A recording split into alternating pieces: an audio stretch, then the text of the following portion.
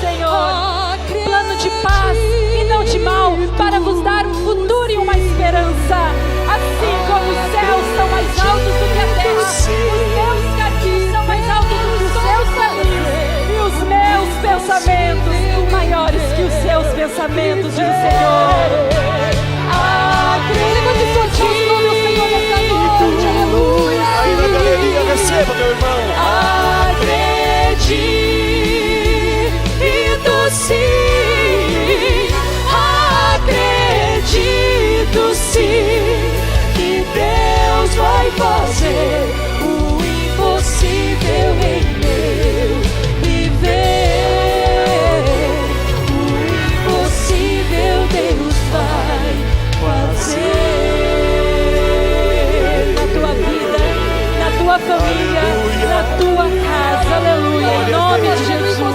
Creia que a vitória é nossa pelo sangue de Jesus, meu irmão, aleluia. É bom fazer a obra missionária, meus queridos irmãos. Eu disse ontem aqui que hoje, com a autorização e a vênia do pastor Rui, eu mostraria aqui um vídeo.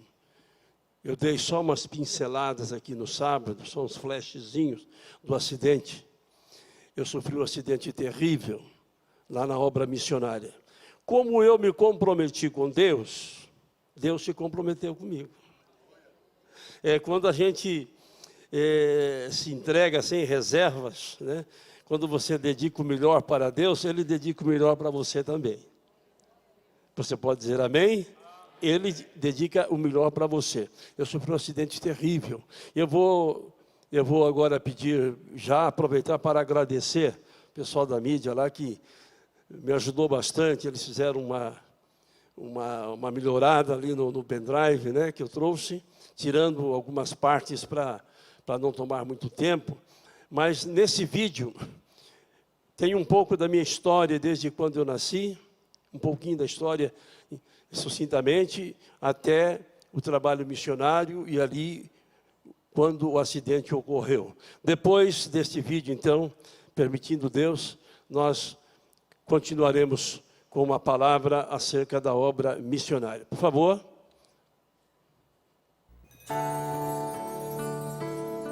Os teus olhos viram o meu corpo ainda informe, e todos os dias que foram ordenados para mim, no teu livro foram escritos quando nenhum deles ainda havia. 11 de março de 1949, município de Álvares Machado, interior de São Paulo. Nasce aqui Antônio Nemer Bordim, segundo filho de Argeu Bordim e Aurora Giacomi Bordim. Uma família descendente de italianos, muito católica, e que viram no nascimento de Antônio a possibilidade da concretização de um sonho, ter um filho padre. Dona Aurora fez uma promessa neste sentido, e aos 5 anos de idade, o menino foi para o seminário internato.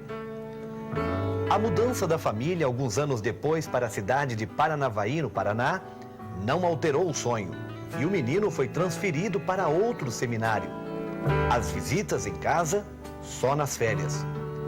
O tempo passa.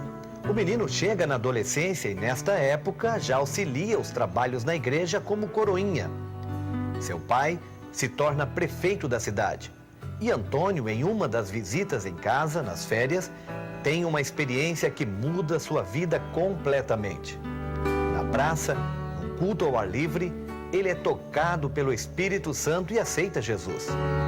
Mas, para sua surpresa, a boa nova deixa os pais furiosos, pois frustra o sonho de ter um filho padre. Ele é então expulso de casa. Dorme nas ruas, até que o pastor local lhe dá abrigo. Foi um período muito difícil, mas o jovem não desistiu da fé e permaneceu firme nos caminhos do Senhor. Aos poucos, a família foi se acostumando. 2 irmãos foram ganhos para Jesus. E alguns anos depois, através de uma doença, um câncer no estômago, seu Argeu, seu pai, finalmente aceitou a Cristo e logo em seguida sua mãe e seus outros irmãos também se converteram. A vida segue Antônio se torna policial militar, líder da mocidade e, nesta época, conhece Donizete Ribeiro. Logo no início, teve certeza de que esta era a jovem que Deus havia preparado para ele. Uma mulher carinhosa, dedicada, companheira e amiga. O casamento foi em dezembro de 1972.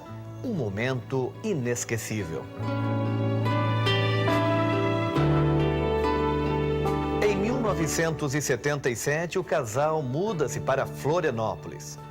Antônio foi ajudar a empresa da família. Trabalhou por cerca de 3 anos e ajudou a consolidar o grupo que hoje é referência no segmento de segurança em Santa Catarina. Mas Deus mudou seus planos completamente.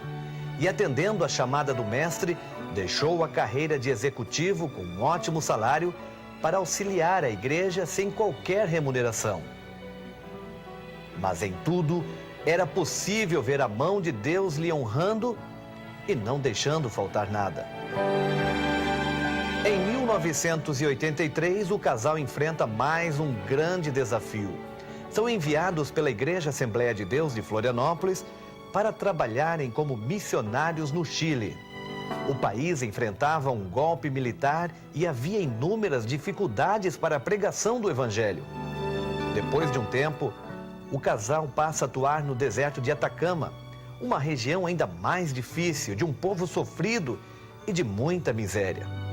O salário só chegava de 6 em 6 meses, mas a bênção do Senhor era uma constante e muitas almas se rendiam a Cristo.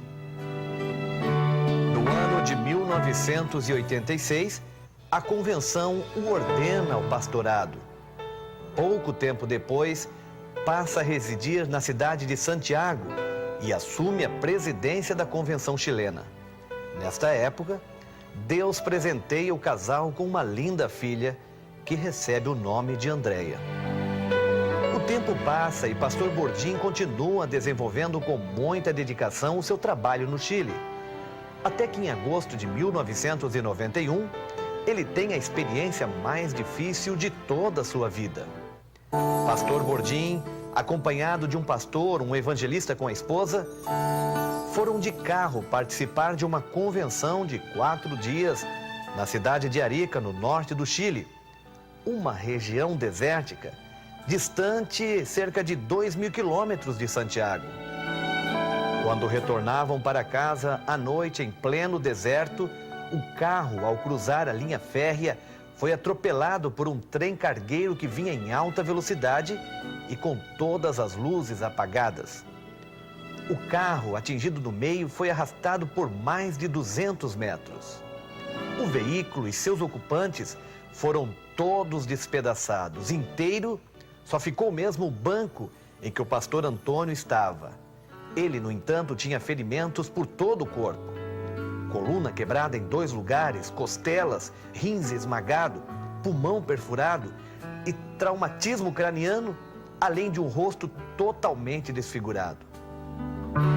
No momento, o trem não parou e a cidade mais próxima ficava a cerca de 100 quilômetros. Mas, inexplicavelmente, meia hora depois, uma ambulância passou no local e levou o pastor Bordim quase sem vida para o hospital.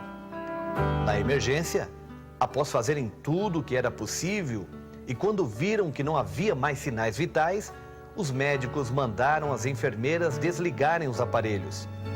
Nestes últimos momentos, pastor Bordim conseguiu fazer apenas uma oração. Deus, se tu ainda precisas de mim, salva-me. À meia-noite, Antônio Bordim faleceu. O médico assinou o atestado de óbito e pediu que as enfermeiras cobrissem o corpo e o levassem para o necrotério na manhã seguinte. Mas, para surpresa de todos, 6 horas depois ele revive. Os médicos ficam confusos e não conseguem entender. Mesmo assim, o diagnóstico era totalmente desanimador. As lesões eram muitas. Ele não conseguiria provavelmente mexer nenhum membro do corpo pelo resto da vida, além de ficar internado por no mínimo mais 6 meses no hospital. 3 dias depois disso, o pastor Bordim teve uma visão. Jesus entrou em seu quarto e realizou uma cirurgia completa no seu corpo. E lhe disse que a missão no Chile havia terminado. Alguns dias depois, para surpresa, admiração e testemunho do que Deus pode fazer, a equipe médica acompanhou a saída do pastor Bordim caminhando, totalmente recuperado do hospital. De volta ao Brasil, pastor Bordim foi auxiliar a igreja em Florianópolis.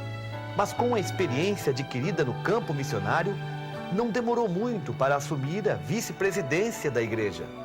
E depois de um tempo, foi indicado para a presidência de outra igreja, agora em Araranguá. Desenvolveu ali uma grande obra, até que o Senhor levou para a igreja em Balneário Camboriú. Nesta cidade, foram quase 7 anos de intensa atividade. E Deus não só abençoou muito a igreja, mas também a sua família. Numa visita do pastor Cizi na sua casa, ele entregou uma mensagem de Deus dizendo que estava preparando um menino para eles. Em dezembro do mesmo ano, a família foi agraciada com um lindo presente, um menino que recebeu o nome de Antônio Lucas Ribeiro Bordim. Em 2002, pastor Bordim, atendendo ao pedido da convenção, assume a igreja em Jaraguá do Sul. Um período de muito trabalho, mas grandes batismos, conversões e expansão da igreja. 3 anos depois, vem a transferência para Chapecó. Tudo certo para a mudança e uma surpresa de última hora. Foi convidado novamente pela convenção, agora para assumir a igreja em Itajaí.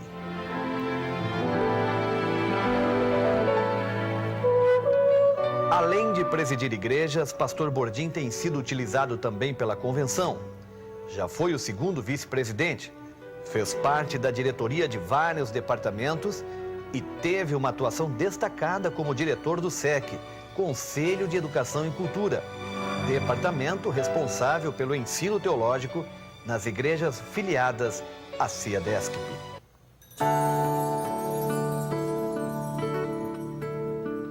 Assim tem sido a vida e o ministério do pastor Antônio Bordim.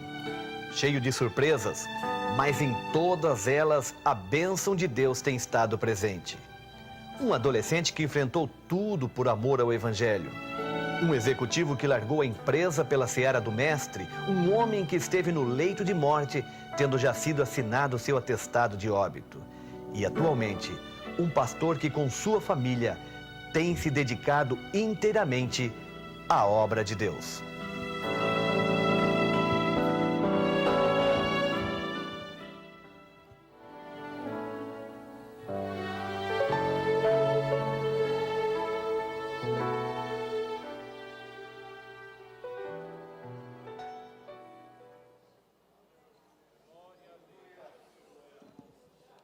Podemos ouvir um amém aqui? Graças a Deus.